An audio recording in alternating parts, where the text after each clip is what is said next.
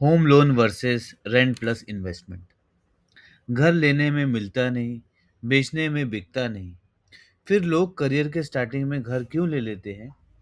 आज मैं आपको वो सच बताने वाला हूँ जिससे आप इस प्रॉब्लम का सॉल्यूशन निकाल सकते हो और एक सपनों का घर भी ले सकते हो और साथ में म्यूचुअल फंड्स में इन्वेस्ट करके कंपाउंड इंटरेस्ट का मजा भी ले सकते हो।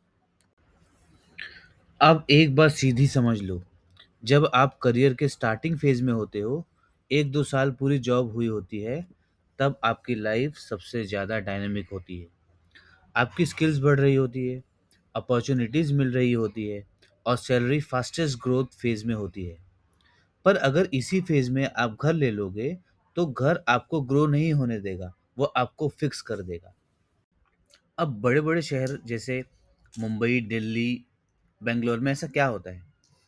जैसे अगर आप मुंबई, दिल्ली या बेंगलोर में हो, तो यहाँ एक सिंपल रूल है, ग्रो फास्ट और गेट स्टक।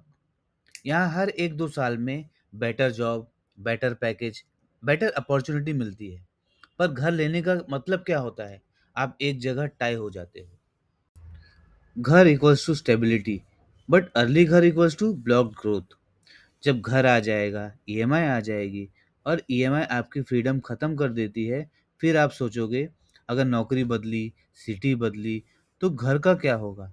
यही डर आपको रिस्क नहीं लेने देता और बिना रिस्क के ग्रोथ होता ही नहीं।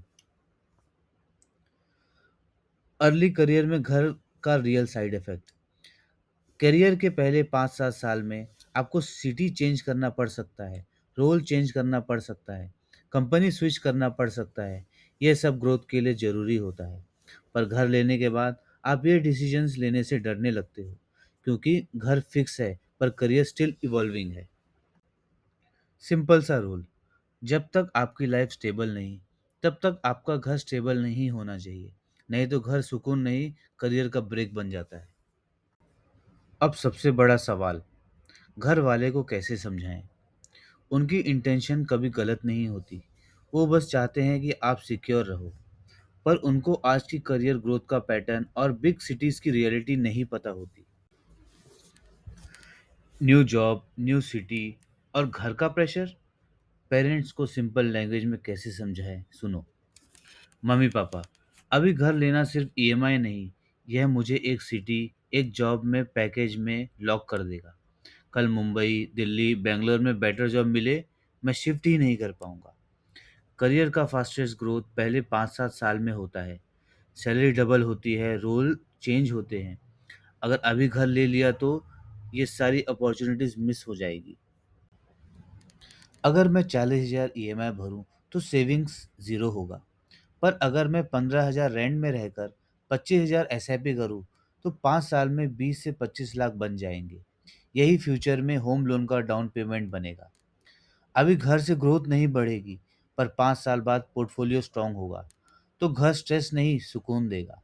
इसलिए अभी रेंट प्लस इन्वेस्टमेंट सही है। बाद में home loan plus investment perfect होगा।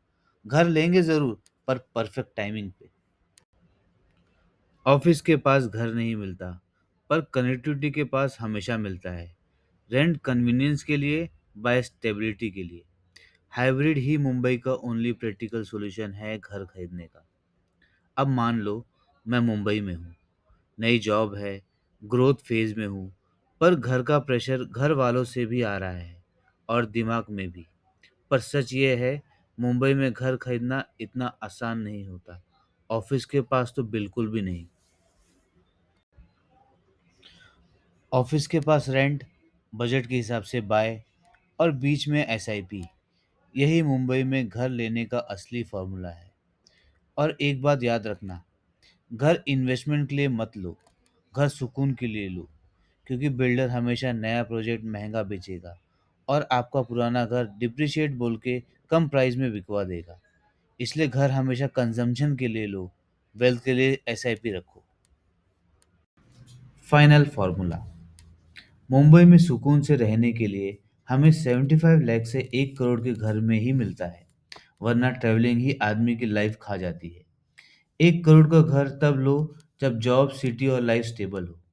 आपका टेक होम सैलरी 2.2 लाख से लेकर 2.8 लाख तक हो और ईएमआई हमेशा इनकम से 40% से कम हो, डाउन पेमेंट 20 से 25 लाख तक रेडी हो, और फिर भी आप सैलरी के मिनिमम 25% इन्वेस्ट कर पाओ। घर अप्रिसिएशन के लिए नहीं, सुकून के लिए लो। और घर सुकून तब देता है जब ईएमआई टेंशन ना दे। वेल्थ म्यूचुअल फंड से बनती है, घर टाइमिंग और लोकेशन से।